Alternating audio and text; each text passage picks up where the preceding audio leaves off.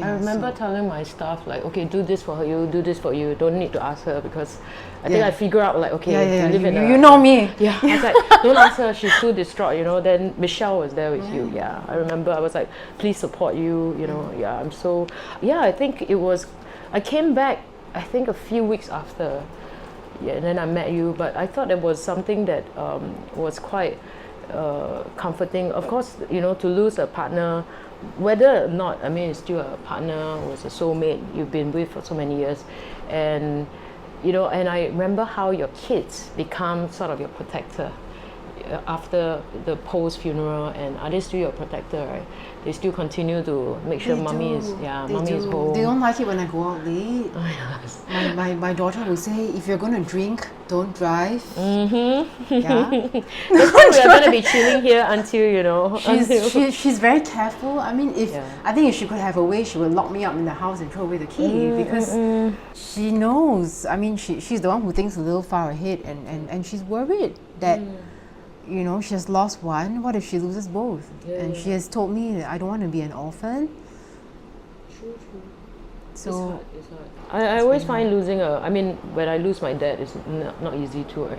I mean, I was older. But I can only imagine what my brother and my sister was going through, were going through, and not having a father figure. So yeah, and I also remember back then, there was a period in when you said 2017, right? I was quite known about it because you went silent on me. I did. Yeah. Okay. Let me tell you. So there was, I think you were doing some extra interviews for this book, and then after that you started telling me about the woman who committed suicide when she had marital troubles, and her marital troubles kind of echoed mine. And then I found it very hard to continue with the interview because it was like I didn't even know at that point. She killed herself. I know, right? It was hard. I mean, that chapter. But you didn't know. I didn't know. This woman, you look at her. She's like, you know, like jovial, she's laughing. But I tell you, within this, you know how we cope with stress, right? I know it's not easy. You know how Buddhism is like the law of impermanence, right? We all know we'll leave one day, but how do we stay equanimous with losing someone? It's hard. Grief is hard, right? The minute we love someone, we will go through grief.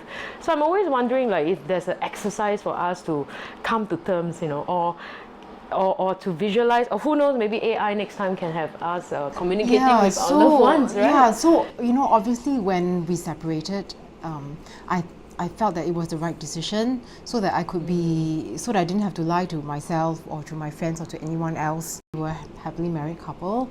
But when he died, it was an intense period of soul searching because I never thought that he would die, right? I never thought that he would die. And so I thought, as you were saying the AI, I thought, what if we had not separated? What if I had accepted whatever it was and I was willing to live with whatever it was and he had continued with the family? Would we be in a better place? Would we be still a family unit?